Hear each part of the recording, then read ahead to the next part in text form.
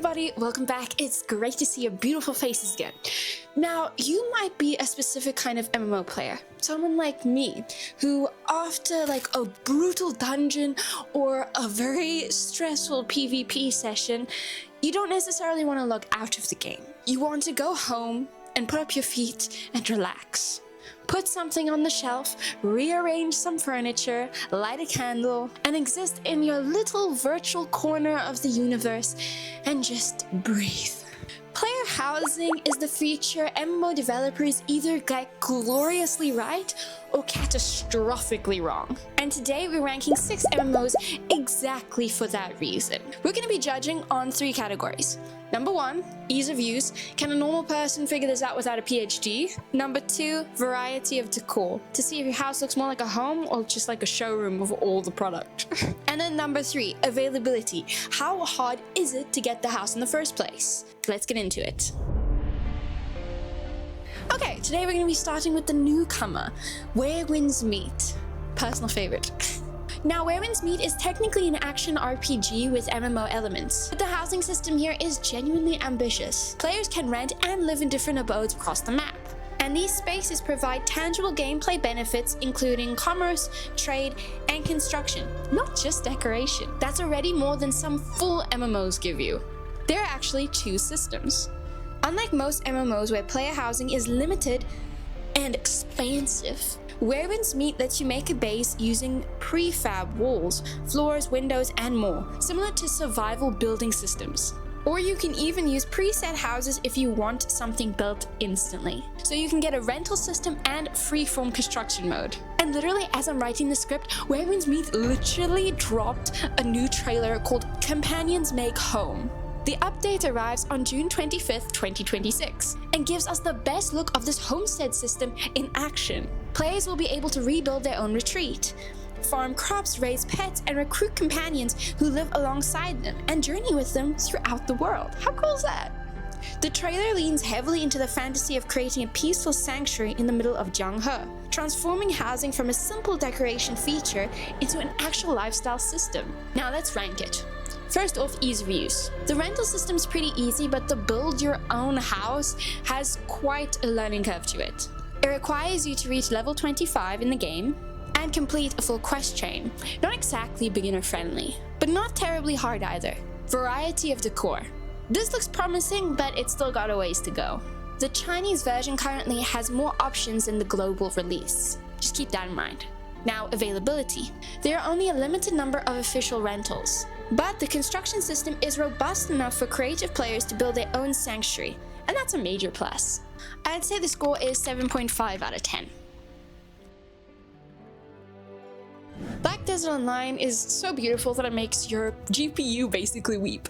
And the housing system is genuinely gorgeous but also equally painful. I have always loved this game for the no loading screens when you enter houses and buildings. And no, I have not spent any real money on the game yet. The housing system in Black Desert Online is robust. You can rent workshops to process materials, craft items, and rent a residence to transform into your own fantasy home. I hope you guys like my house. Any house in BDO can be rented as a residence, and houses differ in style, size, and depending on the town and region that you are located in. On the surface, it sounds amazing, and aesthetically it is. You have no idea how long I spent looking for the prime house in each city. I used to have a house in Kelfion for the longest time, but then I wanted something bigger and that looked nicer. I actually must check. I'll show you in the video which one I had first before I moved into the current house I'm in. And you can own multiple. I have a beach house and I have a city house. Okay, you get options. Here's a bit of a catch though. Players have currently a counter incentive to decorate their homes properly. It becomes a game of stuffing as many high value items inside a room as possible to get rank 1, and to use the special trade nodes, prioritizing efficiency over aesthetics. The community literally called this out. And there's also the aspect of if you want really good looking pearl furniture, you have to spend real money. But they do often have giveaways, so I'll give it to BDO on this one. I've gotten quite a few pearl items like that. Now let's rank it. Ease of use. The interface in BDO is stunning and it's got a lot of options, but it can get overwhelming really quickly. Variety of decor. I would say genuinely excellent. You can craft your own furniture and workshops, and you can place your own skill furniture like cooking and alchemy labs. Availability. Houses are purchased by contribution points, so they're accessible if you've been playing for a while. I would also give this one about a 7 out of 10. Stunning and deep, but the efficiency versus aesthetics war is real. Alright, game number 3, Guild Wars 2. The game that gave Fashion Wars as unofficial endgame content and only recently gave housing. I used to play Guild Wars, but I didn't get very far because I couldn't get into it. I don't know. I love the game, but I guess it just wasn't my playstyle. Homesteads arrived with the Yanthir Wilds expansion, an instant space giving you a chance to own a piece of expansion's new territory and customize it to your liking, which is pretty cool. The keywords here are instanced and yours. No upkeep costs, no chance of eviction. I cannot stress how important that sentence is, but we'll revisit that later. Log out in your house and your character will continue to chill there, earning special bonuses. Your characters literally live there between sessions. It's kind of adorable. The latest expansion update also allowed for you to save and share your builds, theoretically letting you share specific sections of your homestead that others can actually copy into their own files. Now let's rate it. Ease of use. Fairly intuitive actually. Guild Wars 2 genuinely designs for accessibility and their housing is no different. Variety of decor. Growing. Still newer than ESO and FFXIV, Final Fantasy XIV. Availability. This is where Guild Wars 2 wins big. The goal was personal expression, not property management. Every player who buys Yanthir Wilds gets a homestead. Full stop. Ooh, this is hard. I'm gonna give this a 7.3 out of 10. The availability is unmatched, but the decor will grow over time. Here we go. The sleeping giant has finally woken up. World of Warcraft, a game that has been running for over 20 years and only introduced player housing in December of 2025. 20 years. Sure, I feel so sorry for you WoW players. But here's the thing, when they finally did it, WoW housing actually gives you quite modular interiors, including multi-story designs, textures, and free placement of decorations. Thousands of decorations from dungeons, raids, achievements, and crafting will be available. Blizzard pledged to offer hundreds of decoration pieces as unlockable in-game rewards. And these pieces are not character bound. You can use them across your roster. The neighborhoods are instanced, but they look like they feel alive, containing roughly 50 plots of land, with incentives to work together with your neighbors on certain projects and earn rewards. I love this neighborhood concept. Public and private blocks mean that your friends or your guilds can create your own little utopia. Now let's rank it. Ease of use. Blizzard designed this one as accessible from the ground up, and is probably the most friendly beginner system here. Variety of decor. Enormous catalog immediately, with dungeons, raids, and crafting rewards feeding into it constantly. The WoW content machine works in your favor here.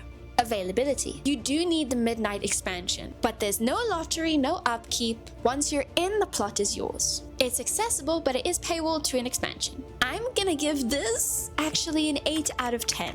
A late entry, but it came in swinging. Now we're getting into some serious housing conversations. Elder Scrolls Online has had player housing since 2017 and has been refining it ever since, and it shows. With over 2,000 decorative and other furnishings, you can design the interior of your dreams. If you like the art style, you can fill your homes with trophies, conquered bosses, luxury items from in-game vendors, or browse the crown store for a wide variety of furnishings. But that does cost money. Player homes don't just allow you to place traditional furnishings. You can also place collectibles, including pets, mounts, house guests, and item storage. Your mount can live in your house. Your pet can live in your house. It's peak housing. ESO has a big community around creativity of player housing. Now let's rank it. Ease of use. The housing editor has multiple tabs and categories, and once you learn it, it's powerful. It's not the most intuitive once you first open it, but the depth rewards the learning curve. Variety of decor. This is probably the widest list by far. 9 years of content means that they have collections for every zone, every faction, and every season. Accessibility. Here's the nuance. Some homes are free, in-style rooms, where larger homes can be purchased through questing and promotional events. Most homes can be purchased unfurnished with in-game gold, or furnished through the Crown Store. The one requires real money, and the other a lot of saving. The starter homes are quite accessible. The premium homes lean more towards the Crown Store. It's a mixed picture, generous at the bottom, but quite expensive at the top. I'm going to give this an 8.3 out of 10. And then there's Final Fantasy XIV, the game with probably one of the most beautiful housing systems, and the most painful housing system simultaneously. Let's start with the good. The housing is genuinely incredible. It has 5 distinct residential districts, each with their own architecture and vibe. From the cherry blossom serenity of Shirogane to the gothic spires of Imperium in Ishgard. The customization goes pretty deep in this one. Exterior walls, roof styles, gardens, interior furniture, orchestral scrolls, which as a violinist, that is literally so cool to me. As of patch 7.5, housing furniture limits were increased, allowing up to 400 furnishings to be displayed on screen at once. Now, the community has had a lot of issues with housing, with placement. Some people in large houses will even put in fake walls so that they can fit more furniture and make it look a bit less spacious.